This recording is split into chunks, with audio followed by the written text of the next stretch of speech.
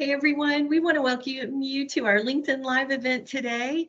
I don't know if you know, but October is Cybersecurity Awareness Month. And so we're really honored to have Chris Noles joining us today.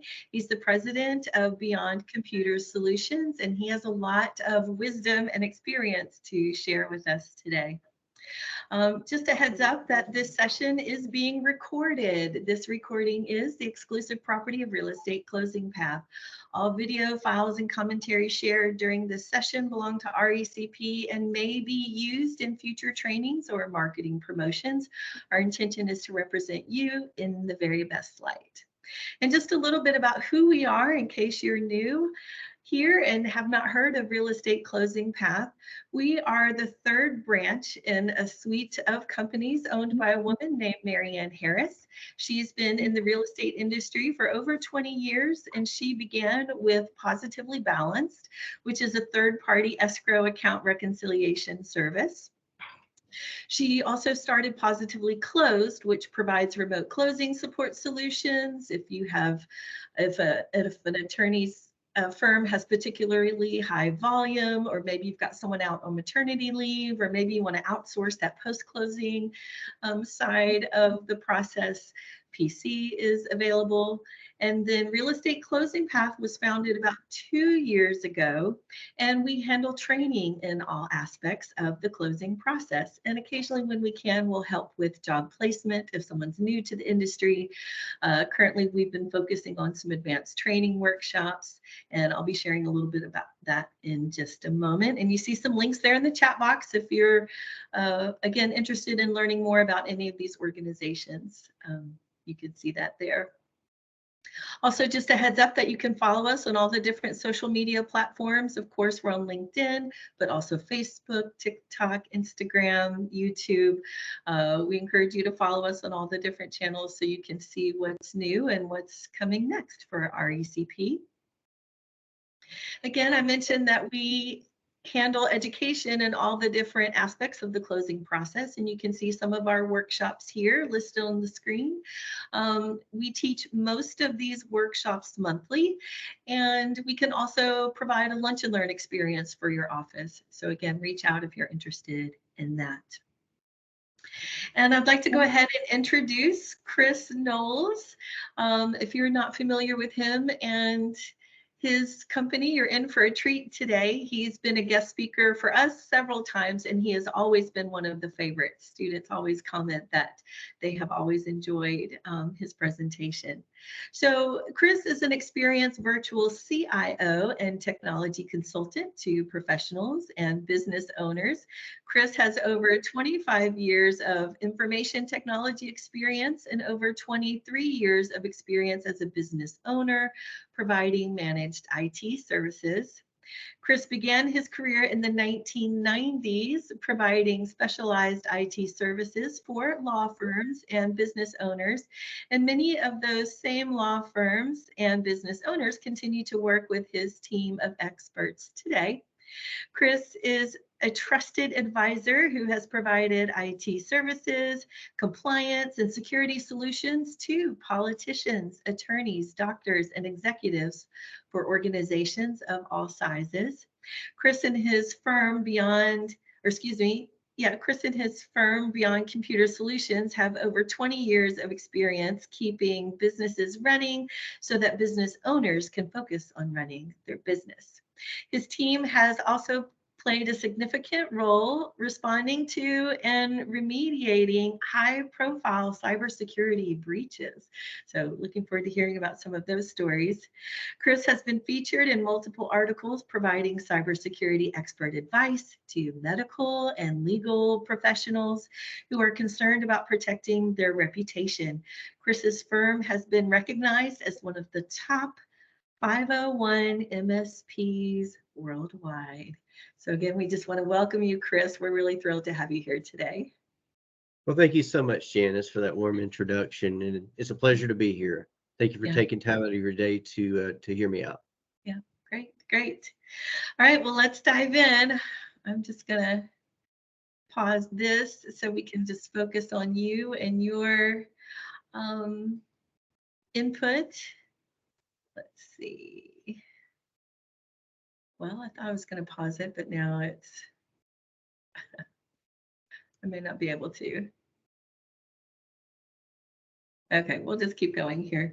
So Chris, start by telling us a little bit about your background in terms of your education and experience. Yeah, so actually, I started out as a computer hobbyist, like a lot of IT business owners. I started out, young, playing with computers and learning about how computers work in offices and in businesses. So really, in the '90s, I was getting started with working with my father. Actually, he had a accounting firm, and he started bringing me in as a teenager to actually start working on computer problems. So that kind of lit a spark. I knew I wanted to be entrepreneurial. I knew I wanted to do technology.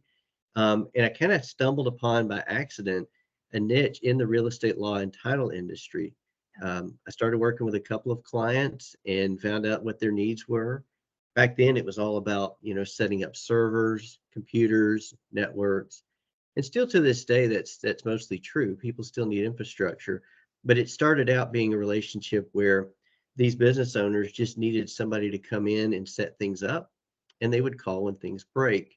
Um, we learned a lot over the years. This first early years from about 1995 till the early 2000s, that businesses started to needed to add more proactive services. So I'd say the first few years of our business was mostly just being strategic about supporting their software. But now, fast forward, to today, in the last decade or so, there's been a heavier focus on protecting against cyber attacks and being more proactive.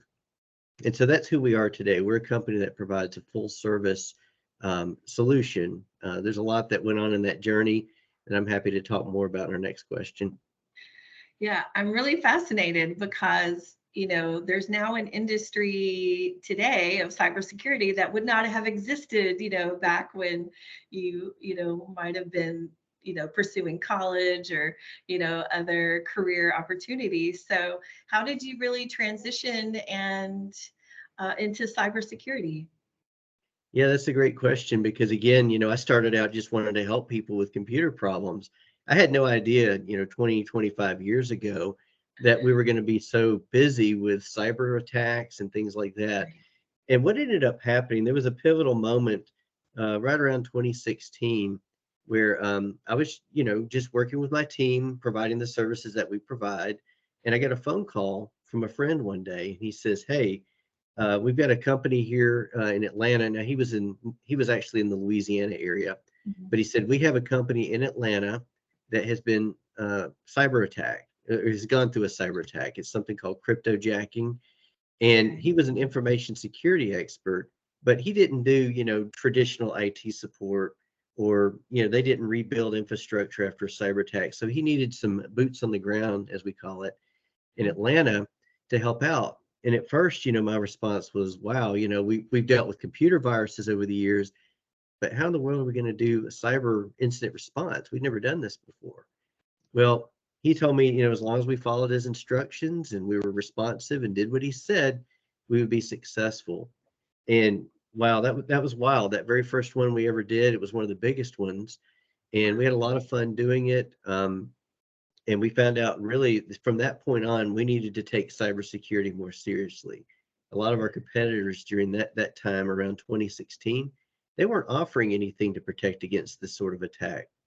And so I kind of got in on the cutting edge, if you will, during that time to start adding those same tools that protect large companies. I started adding those for smaller law firms.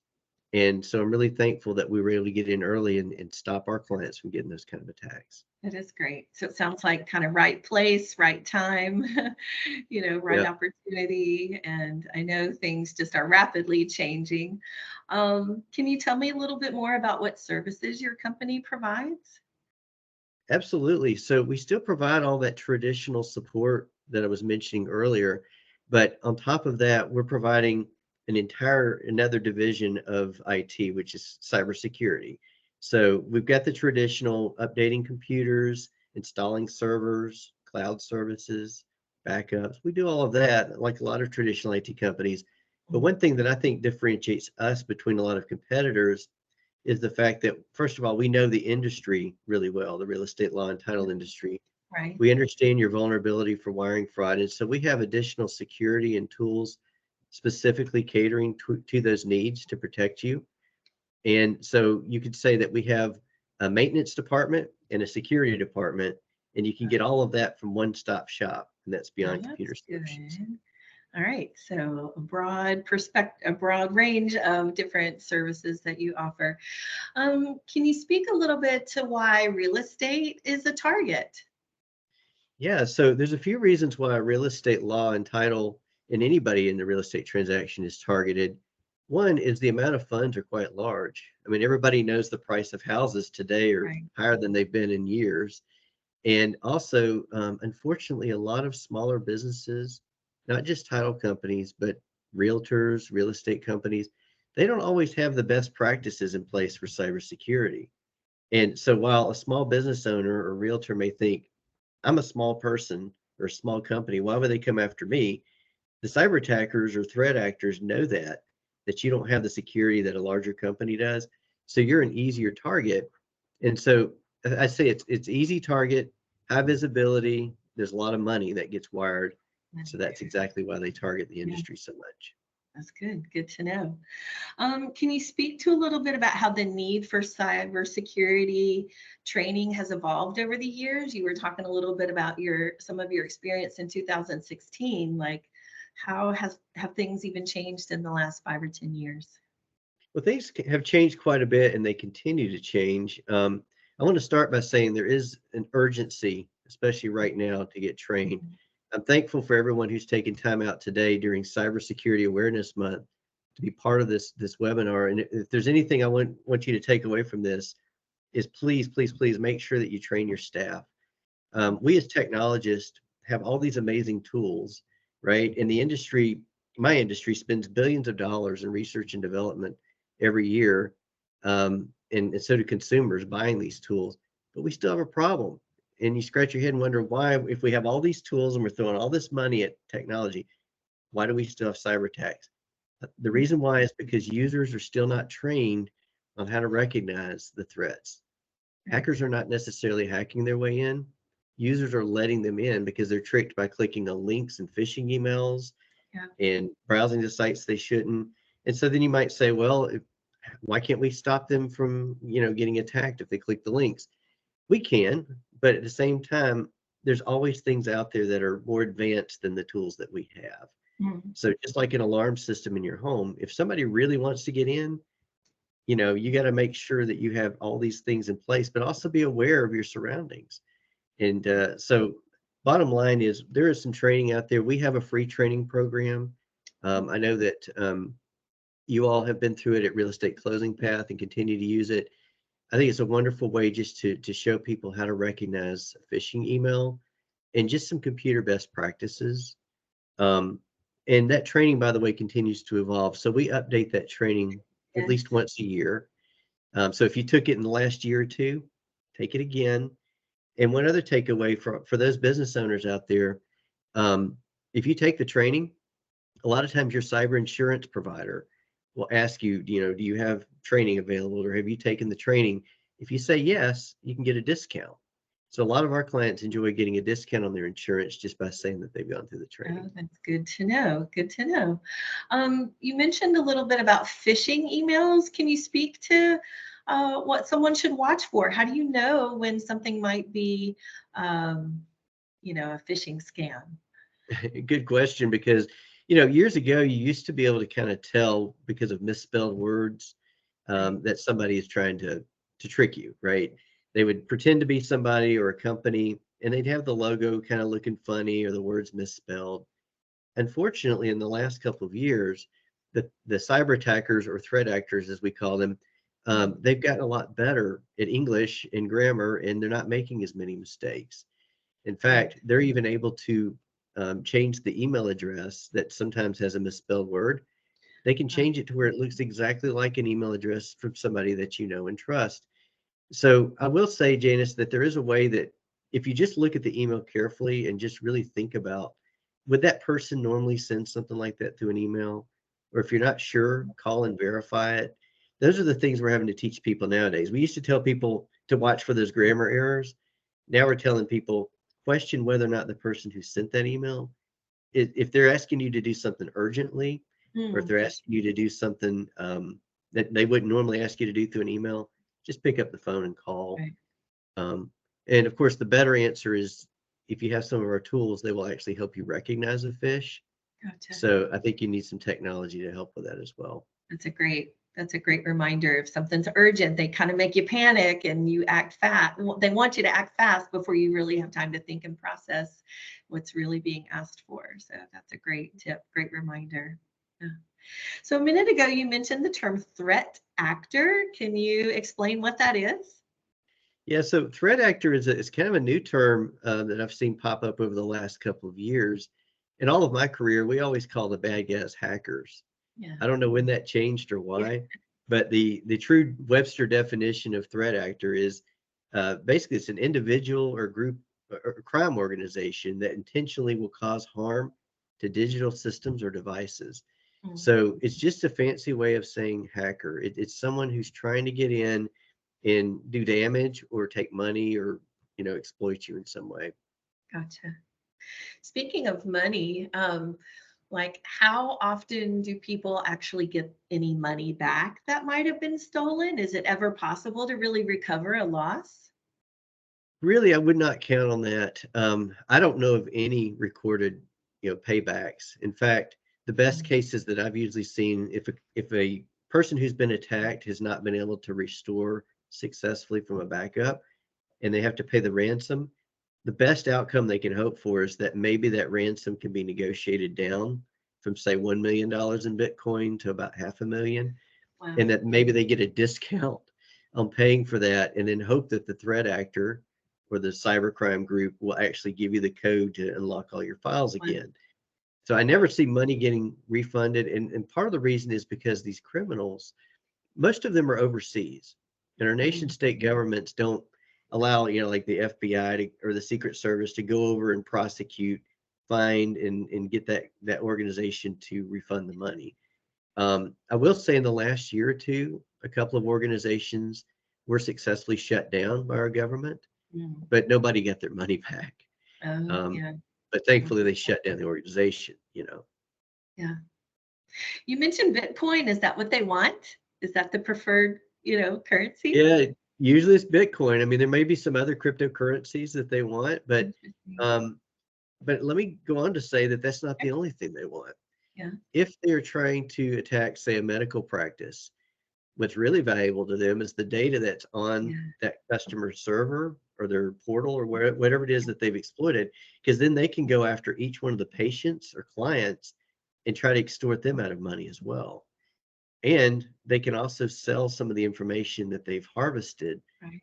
on what we Wow. call the dark web. So imagine, your social security number, imagine, anything having to do with your bank account or your personal health information, all of that could be hacked and held at ransom.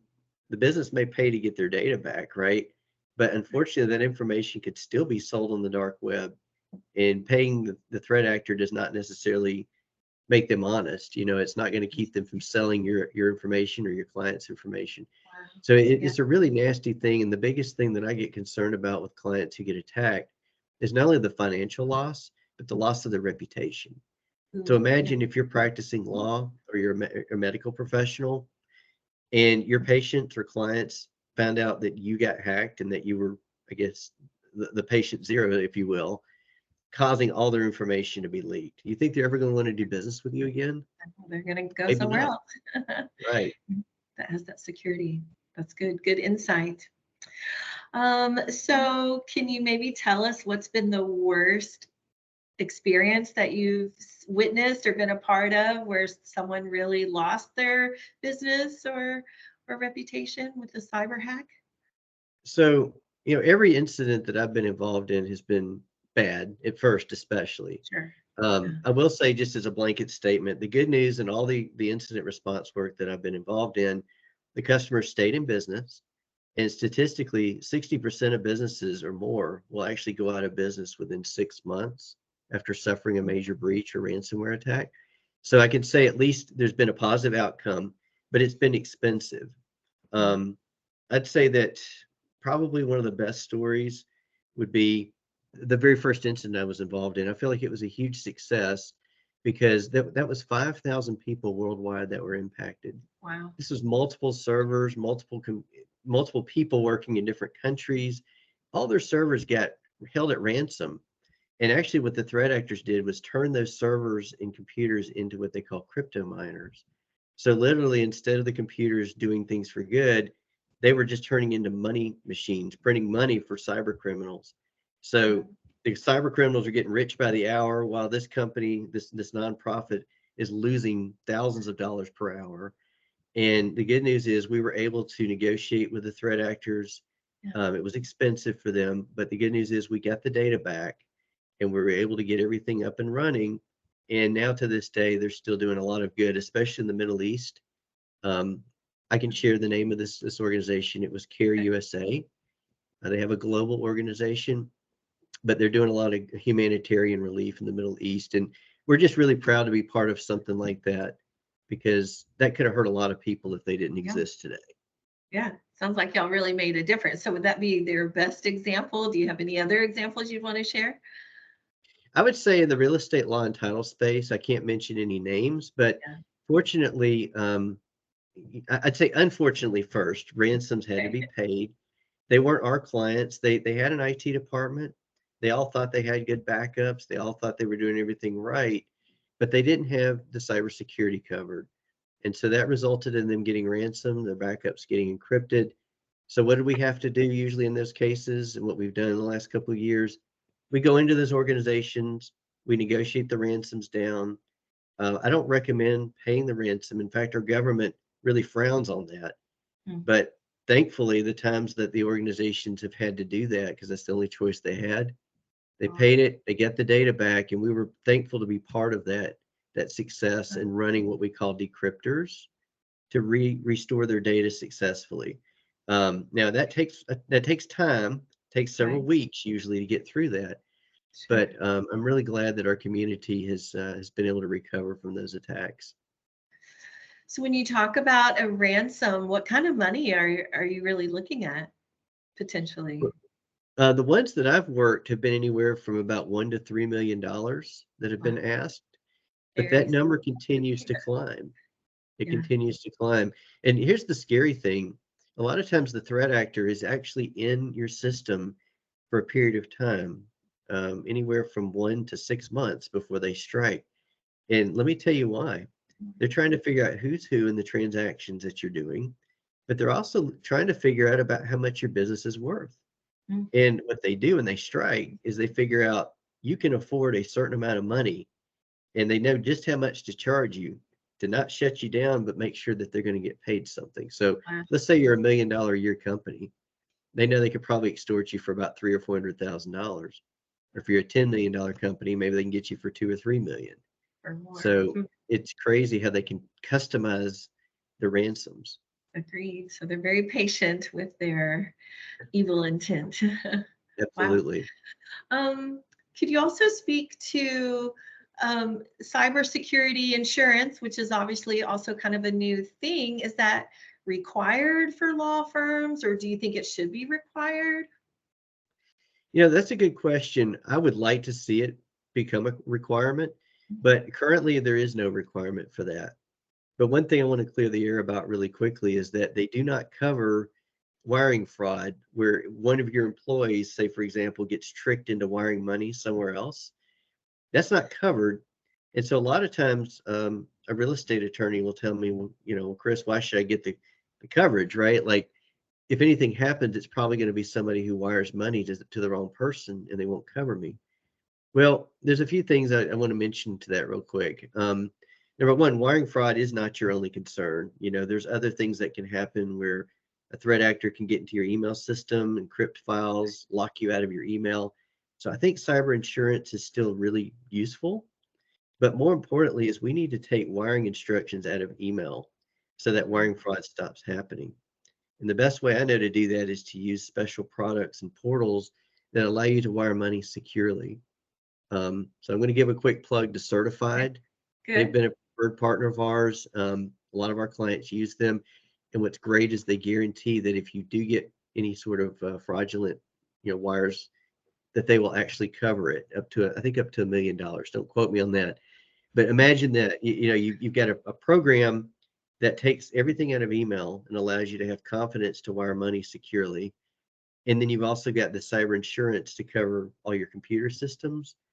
And then if you've got a partner like us that does full cybersecurity, you get to check all the boxes on those questionnaires that the cyber insurance company will require you to answer. That's good. So even though I say that there's not a requirement, there is, if you decide to go with a cyber insurance company, a requirement to do all of these cybersecurity things that we're telling you to do. Gotcha. It used to be kind of loose, but now you've got to do these things. Okay, that's good. Do you want to mention that company again in case anyone's taking notes? Yeah, absolutely. So certified. Certified. Yeah, it's actually spelled certify, like CERTI and then FID, certified. We can always throw it up in chat or maybe send some links afterwards, but Sure. they are great. We can also provide options for cybersecurity here at Beyond Computer Solutions. We're not here to try to push anybody to buy any products or services from us or from anybody that we recommend, but we would like to at least mention that we're out there and we can help.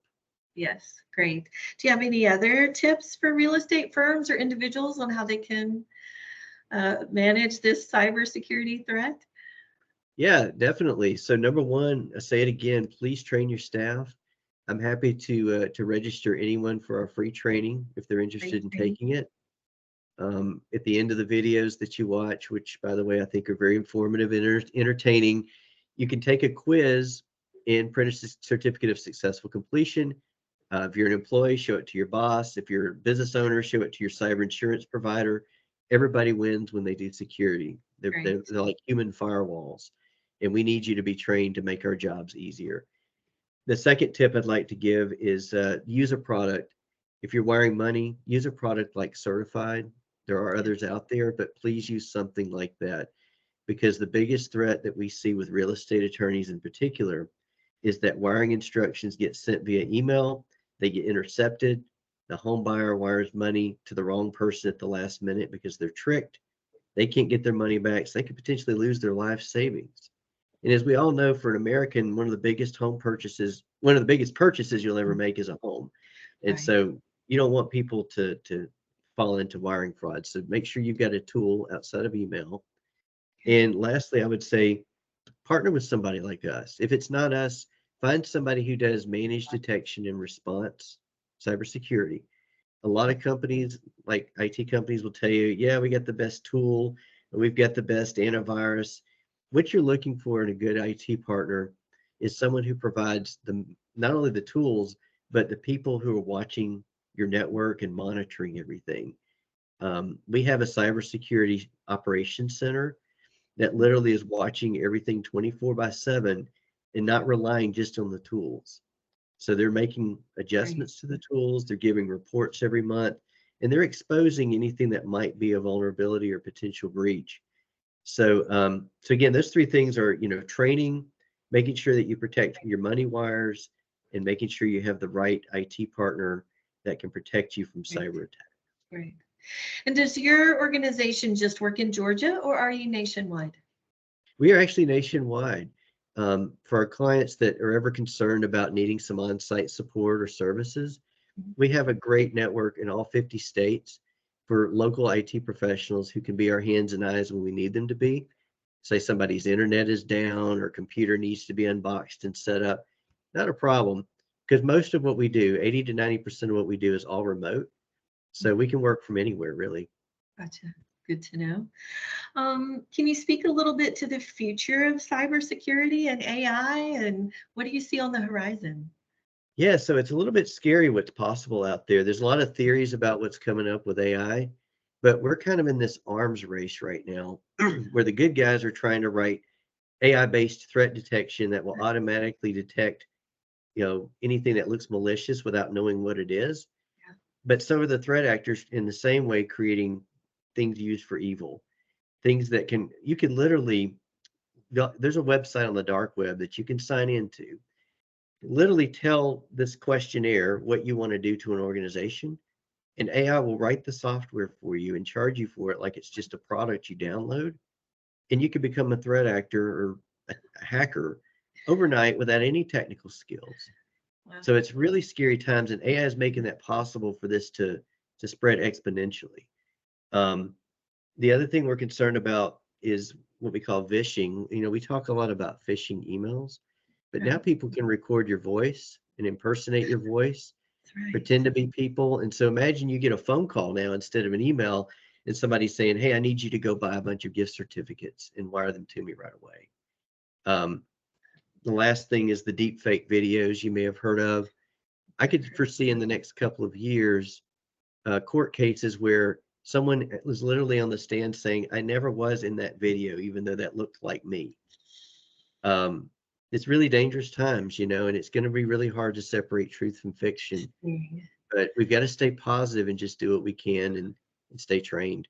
Wow, that's really fascinating. Yeah, it will be interesting to see how things unfold. Before we wrap up here today, I did want to give our audience an opportunity to ask any questions. You know, as you've heard Chris talk a little bit about cybersecurity, is there, something that you would like to say or ask? If so, please do in the chat box. Um, we have one question where someone said, "How can my staff work from home in a secure way?" Yeah, that's a great question because a lot of our clients have employees who work from home. And, you know, of course, we're concerned about security when they're working in a network that we don't necessarily secure or manage. What I typically recommend whenever possible is for a business owner to issue a company laptop, one that is not a personal computer that somebody at home is using to do the work on. The reason why is because we can, you know, put our tools on it, mandate that they only use it for work, and it'll check into our portals and such to let us know, you know, where they're at, what the security level is. So I'd say just issue computers. Okay. And on the technical side, we can do things like setting up VPNs and such from home. So there's not too much of a concern. But when you use your own computer, that's when you can kind of get into trouble. Good. Good to know. Another question. Everyone says public Wi-Fi isn't safe. So what can I do to stay protected in a public space? Yeah, another great question because as I travel a lot, I have to find internet to be able to work, and it's not necessarily one that I trust. The first thing I usually do is try to use my cell phone as a hotspot as much as Mhm. possible. Um, if I can't get a good signal, I will use public Wi-Fi, but I use something called a software VPN. You've probably heard the term VPN thrown around.